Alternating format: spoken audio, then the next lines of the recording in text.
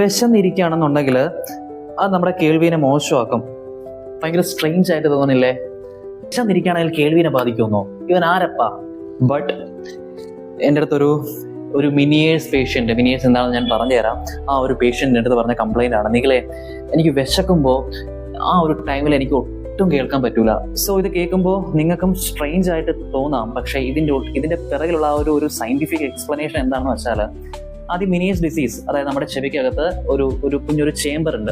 ഈ ചേമ്പറിൻ്റെ അകത്ത് ഒരു ഫ്ലൂയിഡ് ഉണ്ട്, എൻഡോലിംബ് എന്ന് പറയുന്ന ഒരു ഫ്ലൂയിഡ് ഉണ്ട്. ഒരു ഫ്ലൂയിഡ് എക്സസ് ആയിട്ട് ഈ ഒരു ചേമ്പറിൻ്റെ അകത്ത് നിറഞ്ഞു പോകും. അതായത് നമ്മുടെ ഒരു കുഞ്ഞ് ബലൂണിൽ നമ്മൾ കാറ്റ് അധികമായിട്ട് ഊതി വീർപ്പിച്ചാൽ എങ്ങനെ ഇരിക്കും, അതുപോലെ ഈ ഒരു ചേമ്പറിൻ്റെ അകത്ത് ഫ്ലൂയിഡ് എക്സസ് ആയിട്ട് നിറഞ്ഞു പോകും. ഭയങ്കര പ്രഷറായിട്ട് ഭയങ്കര ടൈറ്റ് ആയിട്ടിരിക്കും. ഓക്കെ, അപ്പോൾ പ്രശ്നം എന്താണെന്ന് വെച്ചാൽ ഇതേ ചേമ്പറിനകത്ത് തന്നെയാണ് നമ്മുടെ കേൾവിനെയും ബാലൻസിനെയൊക്കെ കൺട്രോൾ ചെയ്യുന്ന ഹെയർ സെൽസ് ഉള്ളത്.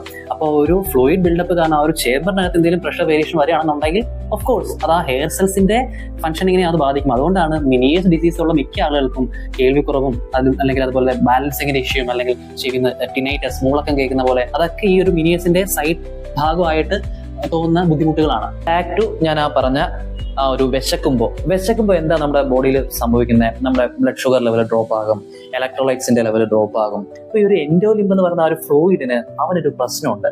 അപ്പോൾ ഇവൻ നമ്മുടെ ഈ ശരീരത്തിൽ ഇതുപോലത്തെ നമ്മുടെ ബ്ലഡ് ഷുഗർ ലെവലിന് എന്തെങ്കിലും മാറ്റം വന്നാലോ അല്ലെങ്കിൽ ഇലക്ട്രോലൈറ്റ്സ്, അതിനൊക്കെ വരുന്ന ചെറിയ ചെറിയ മാറ്റങ്ങളോട് ഈ ചെറുക്കം ഭയങ്കര സെൻസിറ്റീവ് ആണ്, ഈ എൻഡോലിംബ്. അപ്പോൾ എക്സസീവ് ആയിട്ടുള്ള എൻഡോലിംബാണ് മിനിയേഴ്സ് ഡിസീസിന്റെ കണ്ടീഷനിലകത്തുള്ളത്. എക്സസീവ് ബിൽഡപ്പ് ആണ് എൻഡോലിംബിന്റെ, അല്ലെ? അപ്പോൾ നമ്മുടെ വിശന്നിരിക്കുമ്പോൾ എന്ത് സംഭവിക്കും? ബ്ലഡ് ഷുഗറിന് മാറ്റം വരുന്നു, ആ ഒരു ഇലക്ട്രോലൈറ്റ്സിന് മാറ്റം വരുന്നു. അപ്പം ആ ഒരു എൻഡോലിംബ് ഈ മാറ്റങ്ങളോട് ഭയങ്കരമായിട്ട് സെൻസിറ്റീവ് ആവുകയും ആ ചേമ്പറിന്റെ അകത്ത് വീണ്ടും കാര്യങ്ങൾ ഒരുപാട് വഷളാക്കുകയും ചെയ്യും. അപ്പോൾ ആ ഒരു ചേമ്പറിന് എന്തെങ്കിലും പ്രശ്നങ്ങൾ വരികയാണെന്നുണ്ടെങ്കിൽ അത് ആദ്യം ബാധിക്കുന്ന ആരെയായിരിക്കും? അതിനകത്തുള്ള ആ ഒരു ഹെയർ സെൽസിനെ ആയിരിക്കും. ഇപ്പൊ മനസ്സിലായോ എന്തുകൊണ്ടാണ് ആ ഒരു പേഷ്യന്റ് എൻ്റെ അടുത്ത് അങ്ങനെ പറഞ്ഞത് എന്നുള്ളത്?